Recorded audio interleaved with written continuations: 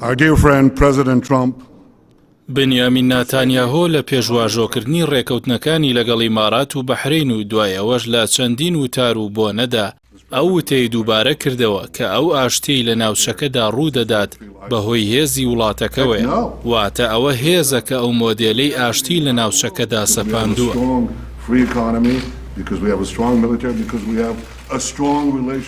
ئەو بنەمای ئاسایش و سەقامگیرەی کە لە دەقی ڕێکەوتنەکاندا هاتووە لایەنە بەشدارەکانی واتە ئەمریکا و ئیسرائیل و هاوپەیمانە عەرەبەکانیان بە ئامانجی ڕێکەوتنەکەی دەزانن لە ناوچەکەدا.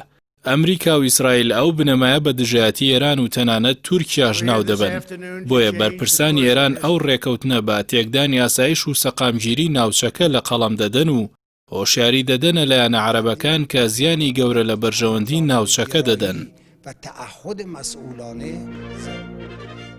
بەر لە ئاشکراکردنی ڕێکەوتنەکە هەوڵەکانی ئیمارات و بەحرین لە هاوکاریکردنی ئیسرائیل لە ناوچەکەدا بە شێوازی جیاواز دەرکەوتن، هەر لە گرێدانی کۆنفرانسی مەنامە بۆ ڕاگەاندنی گرێبەستی سەدە و کودەتای سوودان بۆ بەستنەوەی بە ئەجێندای ئیماراتەوە و کردنەوەی بنکەی ئاسمانی و دەریایی بەرنیس لە میسر بۆ کۆنتڕۆڵکردنی دەریای سوور بۆ زیاتر گەمارۆخستنە سەرکەرتی غەزە تا چەک نەگاتە لایەنە بەرهەڵستکارە فەڵەستینیەکان، دوجاریش بەکارهێنانی بەندەر و دوورگە استراتیژیەکانی یەمەن و خستنە خزمەتی قەوارەی زایۆنیستی لە دەریای عەرەبی و گەروی بابولمەندەبدا.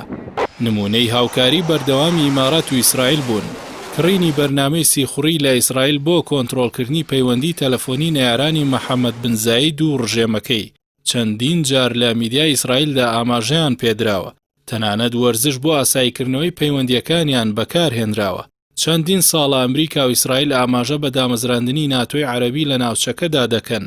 باسکردنی ئەم پرۆژێ دەگەڕێتەوە بۆ خواستی گەلانی ناوچەکە بۆ ئازادی و دیموکراسی لە بەهاری عەرەبیدا، کە ئەو خواستە بۆ دیکتاتۆرانی هاوپەیمانی خۆرئاوا لە ناوچەکەدا مەترسیدار بوو.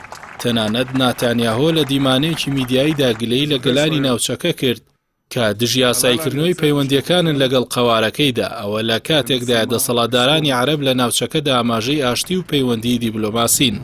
لەو ڕووەوە ئاڕاستەی هاوکاریەکانیان کودەتا و سەرکوتکردنی گەلانی ناوچەکە بوو بۆ گەڕانەوەی دیکتاتۆران بە هەر نرخێک بێت. بۆیە ناوچەکە خەڵتانی خوێن کرا و ئیمارات بووە بنکەی فەرماندەی ئەو پلانگێڕیە لە گەلانی ئازادیخوازی ناوچەکە.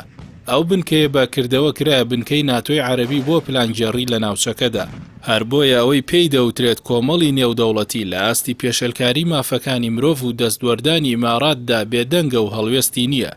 گەرچی ناتانیاهۆ ئەو ئاشتەی ناوە ئاشتی بەرامبەر ئاشتی و ئابووری بەرامبەر ئابووری، بەڵام سایب عورەیقات ڕاگری لیژنەی ڕاپەڕاندنی ڕێکخراوی ڕزگاری خوازی فەڵەستین بە ئاماژەدان بەویستی ئەمریکا بۆ دامەزراندنی ناتۆی عەرەبی بە سەرکردایەتی ئیسرائیل ڕایگەاند.